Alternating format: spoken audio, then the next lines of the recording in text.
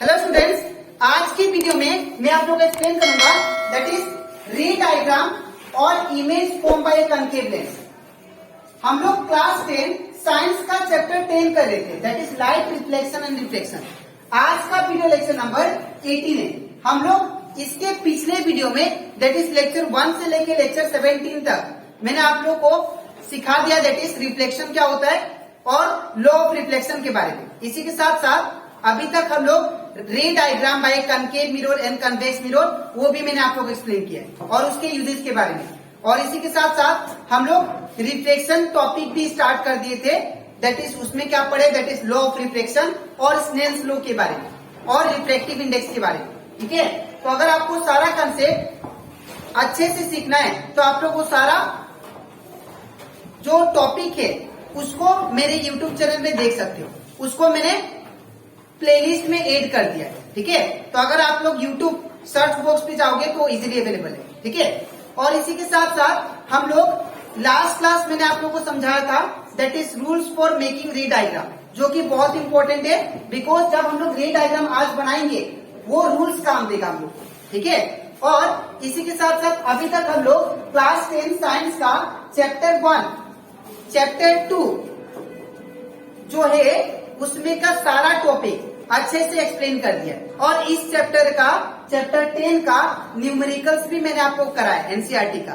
तो अगर आपको सारा कंसेप्ट अच्छे से सीखना है, वो सारा न्यूमेरिकल अच्छे से सीखना है तो आप लोग क्या करना, आप लोग मेरे यूट्यूब चैनल में विजिट करके वो आप लोग देख सकते हैं। ठीक है, तो स्टार्ट करते हैं आज का क्लास। यहाँ पे हम लोग को बोला गया है दैट इज सबसे पहले हम लोग देखेंगे that is ray diagram by a concave lens. उसके बाद इसके अगले लेक्चर में दैट इज लेक्चर 19 में मैं आप लोग को समझाऊंगा that is ray diagram by a convex lens. तो सबसे पहले आप लोग ये जान लो कि जो रे डायग्राम होता है कनकेव लेंस का वो टोटल जो होता है 2 होता है।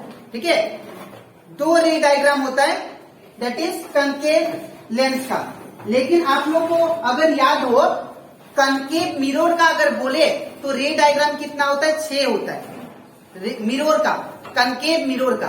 ठीक है, ये आप चीज याद रखना कि कनकेव मिरर का जो रे डायग्राम होता है वो टोटल 6 होता है। ठीक है, और कन्वेक्स मिरर का जो रे डायग्राम होता है वो क्या होता है दैट इज 2, जो कि मैंने ऑलरेडी एक्सप्लेन कर दिया। ठीक है, और अगर बात करें कनकेव लेंस का तो याद रखिएगा रे डायग्राम 2 होता है। ठीक है, जस्ट इसका ऑपोजिट।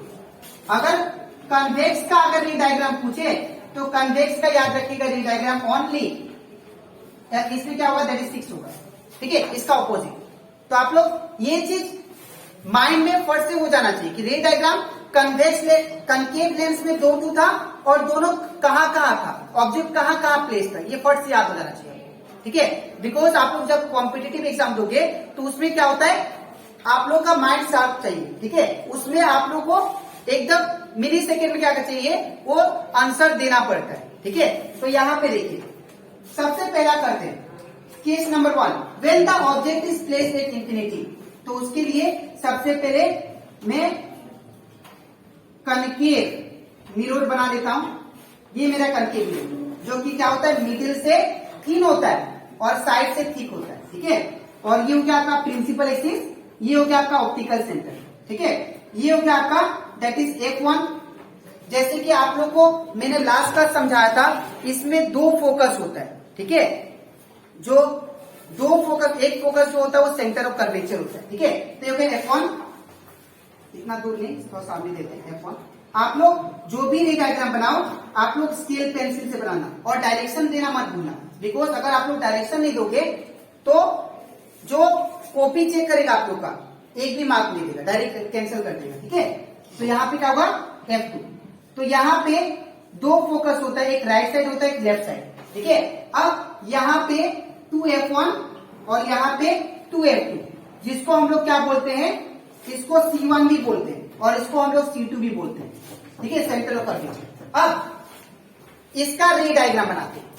अब पहला क्या बोला कि ऑब्जेक्ट कहां पे, इंफिनिटी पे। ठीक है। तो जब ऑब्जेक्ट इंफिनिटी पे है तो सपोज कीजिए कि ऑब्जेक्ट क्या हो रहा है, इंफिनिटी से रे आ रहा है, ये क्या हो रहा है, इंफिनिटी से रे आ रहा है। तो आफ्टर रिफ्लेक्शन मैंने आपको क्या समझाया था रूल्स में कि अगर कोई भी रे parallel to the principal axis आता है तो आफ्टर रिफ्लेक्शन किससे पास होता है, दैट इज फोकस से। लेकिन ये क्या है, ये क्या है, ये एक टाइप का डाइवर्जिंग मिरर है, डाइवर्जिंग लेंस है, सॉरी। अगर डाइवर्जिंग लेंस से क्या होगा, ये ऐसे मुड़ जाएगा, ठीक है। इसको थोड़ा और अच्छे से बना देते हैं, ठीक है। ये सपोज रे आया इंफिनिटी से, ठीक है, और ये क्या हुआ, जैसे ही लेंस पे टकराया तो आफ्टर रिफ्लेक्शन ये क्या हो जाएगा, जैसे ऐसे चला जाएगा। बिकॉज ये कौन सा मिरर है, सॉरी मिरर नहीं, ये कौन सा लेंस है, दैट इज डाइवर्जिंग लेंस, ठीक है। तो यहां पे रे आया इंफिनिटी से जो कि पैरेलल है टू द प्रिंसिपल एक्सिस, तो आफ्टर रिफ्लेक्शन मैंने क्या बोला, किससे पास होना चाहिए, फोकस से। तो ये क्या होगा, वर्चुअली क्या होगा, इससे ये फोकस से पास हो जाएगा, ठीक है। इन द सेम वे मान लीजिए नीचे से भी इंफिनिटी से रे आया, ठीक है, आफ्टर रिफ्लेक्शन ये क्या होगा, डाइवर्ज हो जाएगा ऐसे, ठीक है। अब क्या होगा, ये वर्चुअली क्या होगा, ऐसे फोकस से पास होगा, ठीक है। तो अब बताइए आफ्टर रिफ्लेक्शन दो लाइन कहां पे मीट कर रहे, एट फोकस, एट F1। तो दैट मीन्स हम लोग का जो इमेज बना वो कहां पे बना, F1 पे। तो यहां पे आपको लिखना पड़ेगा सारा चीज, that is position of image. तो इमेज का पोजीशन कहां पे है, दैट इज इमेज का पोजीशन एट F1 है, ठीक है। तो यहां पे एट F1 लिखना है। नेक्स्ट है नेचर मतलब ये वर्चुअल है कि इरेक्ट है। तो अगर आप लोग देखो यहाँ पे मैंने जब मिरर का जब रे डायग्राम सिखा रहा था आप लोग को तब भी बोला था, अगर डॉटेड लाइन से इमेज बन रहा है तो क्या होगा, वर्चुअल इमेज होगा, ठीक है। तो यहाँ पे क्या होगा आंसर में, वर्चुअल एंड इरेक्ट मतलब होता है सीधा इमेज, ये जो इमेज बनेगा वो सीधा इमेज बनेगा, ठीक है। ये पोजीशन हो गया, इमेज, नेचर भी हो गया। अब बात करते हैं साइज का। साइज देखिए क्या है, एकदम पॉइंट साइज है ना, जिसको हम लोग बोलते हैं हाईली डिमिनिश्ड भी बोलते हैं, ठीक है। तो याद रखिएगा साइज क्या होगा इसका, दैट इज पॉइंट साइज, और we can say highly diminished, ठीक है। तो आई होप आप लोग को ये दैट इज कनकेव लेंस का पहला रे डायग्राम अच्छे से क्लियर हो गया होगा। आप लोग ये डायरेक्शन भी अच्छे से देना, ठीक है ना। तो अब इसके नेक्स्ट स्लाइड में मैं आप लोग को दूसरा रे डायग्राम सिखाऊंगा, दैट इज कनकेव लेंस का, ठीक है। तो इसके बाद इसका नेक्स्ट रे डायग्राम देखते हैं, दैट इज कनकेव लेंस का। यहां पे इस रे डायग्राम में यहां पे ऑब्जेक्ट पहला जो था, पहला रे डायग्राम में ऑब्जेक्ट कहां पे था, इंफिनिटी पे। अभी जो रे डायग्राम है इसमें क्या होगा, ऑब्जेक्ट इंफिनिटी और ऑप्टिकल सेंटर के बीच में, ठीक है। तो दैट मीन्स यहां पे मैं ड्रॉ करता हूं इसको, सपोज ये आपका दैट इज कनकेव लेंस हो गया, ठीक है। और नेक्स्ट ये आपका प्रिंसिपल एक्सिस, ठीक है। ये आपका ऑप्टिकल सेंटर, ये हो गया दैट इज फोकस F1, ये हो गया फोकस दैट इज F2, और ये हो गया दैट इज 2F1, ये हो गया दैट इज 2F2, ठीक है। अब क्या करते हैं, यहाँ पे ऑब्जेक्ट को मैंने कहां पे रखा, दैट इज ऑप्टिकल सेंटर और इंफिनिटी के बीच में, दैट मीन्स यहाँ पे, ठीक है। ये हमारा ऑब्जेक्ट हो गया। अब यहाँ पे क्या होगा, जैसे यहां से लाइट का रे निकलेगा parallel to the principal axis, ठीक है, जो कि पैरेलल होगा प्रिंसिपल एक्सिस का, ठीक है। वो किससे पास होगा, आफ्टर रिफ्लेक्शन, आफ्टर रिफ्लेक्टिंग वो क्या होता है, ये डाइवर्जिंग लेंस से वो इसीलिए इस डायरेक्शन शिफ्ट हो जाएगा, ठीक है। तो इसको क्या करना पड़ेगा आपको, वर्चुअली इस तरफ लेके आना पड़ेगा, फोकस से पास करवाना पड़ेगा। ये आपका वर्चुअली हम लोग फोकस से पास करवा रहे हैं। बिकॉज क्यों? बिकॉज ये डाइवर्जिंग लेंस है, रिफ्लेक्ट करते ये दूसरा डायरेक्शन में चला जाएगा। ठीक है, तो इसको आपको पीछे की तरफ टांगना पड़ेगा, फोकस से क्या पास करवाना पड़ेगा। Because according to rules when the light ray parallel to the principal axis then after reflection it pass through the focus. ठीक है, तो ये फोकस से पास होना चाहिए।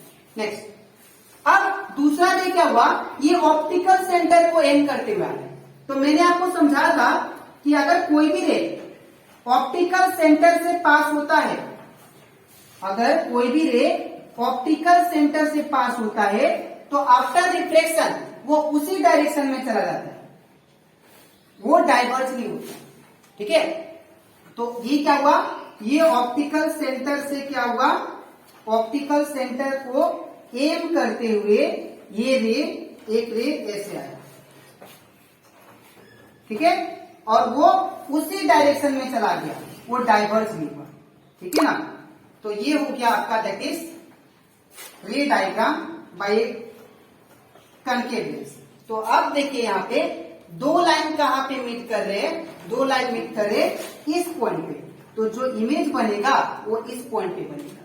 ठीक है, और यहाँ पे इसका पोजीशन क्या हुआ, तो पोजीशन हुआ इमेज का, position of image, position of image that is between F1 and O, optical centre और F1 के बीच में। तो लिखेंगे बिटवीन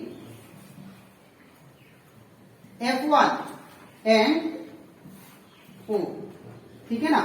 नेक्स्ट, पोजीशन के बाद इसका क्या होगा, that is number 2 side, sorry nature. Nature देखिए ये जो है ये वर्चुअली मैंने एक्सपेंड किया। तो अगर डॉटेड लाइन से जो हम लोग इमेज बनाते हैं उसको क्या बोलते हैं, वर्चुअल इमेज। तो नेचर क्या होगा, वर्चुअल एंड इरेक्ट। ठीक है, अब इसका साइज क्या होगा, तो साइज याद रखिएगा, यहां पे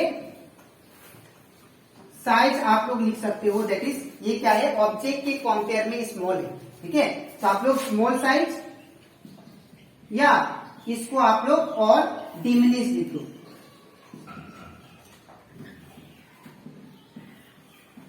ठीक है, तो आई होप आप लोग को ये दोनों रे डायग्राम अच्छे से क्लियर हो गया होगा। ठीक है, आज के वीडियो में मैंने आप लोग को एक्सप्लेन किया दैट इज रे डायग्राम और image formation by concave lens. अब इसके नेक्स्ट वीडियो में मैं आप लोग को एक्सप्लेन करूंगा दैट इज रे डायग्राम और image formation by convex lens. ठीक है, तो इसके नेक्स्ट वीडियो के लिए अगर अच्छे से आप लोग को रे डायग्राम सीखना है तो आप लोग वेट कीजिए। ठीक है, तो आज के लिए इतना ही, मिलते हैं नेक्स्ट वीडियो में। चलो ठीक है।